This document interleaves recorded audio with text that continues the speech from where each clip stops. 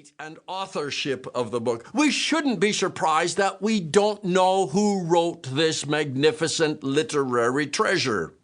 In the ancient world, scribes who copied texts would always sign the documents they had copied, but authors of literary texts rarely signed their name.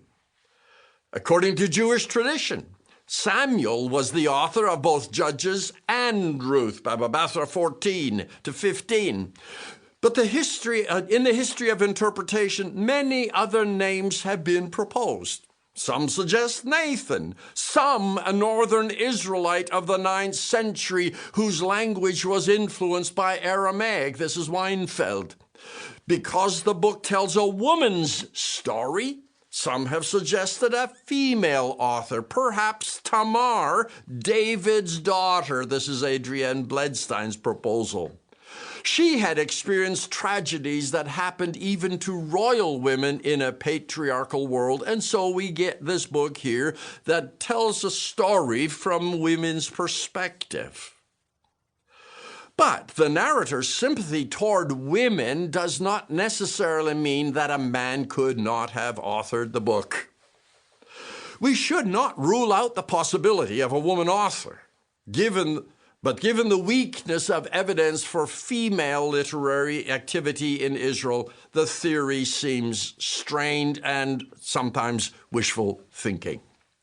Because literary writers in the ancient world, as I said, were rarely identified, they rarely identified themselves, we should probably relax about trying to figure out who wrote this book. I don't know who wrote it. Thankfully, that does not actually affect the message or its interpretation. Similar uncertainty troubles us when we look for the historical context in which the book might have been written. Now, traditionally, in Jewish tradition, Samuel was the author. Well, he lived just within a few decades of the events of this story.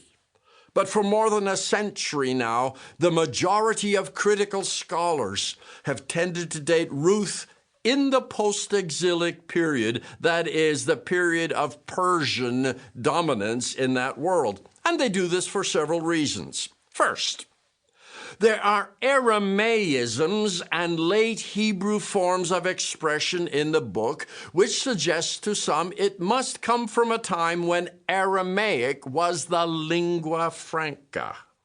Second, the favorable portrayal of Ruth the Moabite, which, along with Jonah, which has its interest in the Ninevites, it balances the narrow ethnocentrism of Ezra and Nehemiah. And so some people think this book was written to counterbalance that narrowness. Third, the location of Ruth among the writings in Hebrew called the Hagiographa, rather than the former prophets. It's assumed by many that by this time the prophetic books had been closed, that section was closed, including the historical or the former prophets.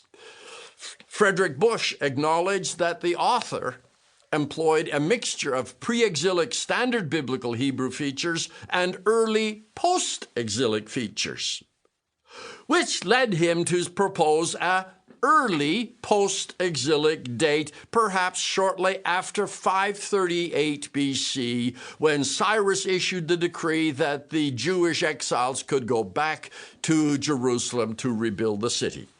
So Bush suggests the author presents Naomi, Ruth, and Boaz as models of chesed. We'll have more to say about this word later, but they're models of chesed for his hearers to emulate. And in so doing, the book affirms God's providential control over the affairs of the world and the lives of individuals. The concluding identification of Obed, Ruth's son, as the grandfather of David in 4:17, followed by the genealogy of David in verses 18 to 22. This is the capstone of the book, which elevates its significance beyond a merely personal human interest.